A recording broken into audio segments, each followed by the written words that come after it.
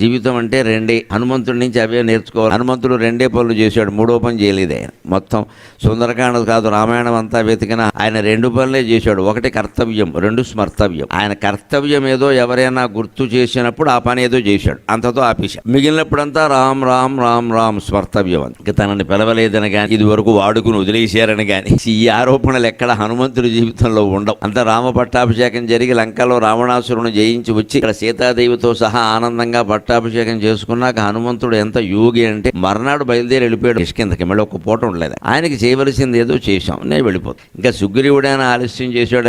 హనుమంతుడు నేను మంత్రిని కదా, నీకంటే ముందు చాలా చక్క పెట్టుకోవాలి అక్కడ. పైగా 6 నెలల బట్టి రామచంద్రమూర్తితో ఉన్నాం మనం రాజ్యంలో. ప్రజలు ఎలా ఉన్నారు, వాళ్ళు మనుషులు కూడా కాదు, కోతులు, చాలా ఇబ్బందులు ఉంటాయి అని వెంటనే వెళ్ళిపోయాడు. అలాంటి కర్తవ్యాన్ని మనం నిర్వహించగలిగితే ఆ కర్తవ్య నిర్వహణ మధ్యలో కలిగే సమయం అంతా స్మర్తవ్యం.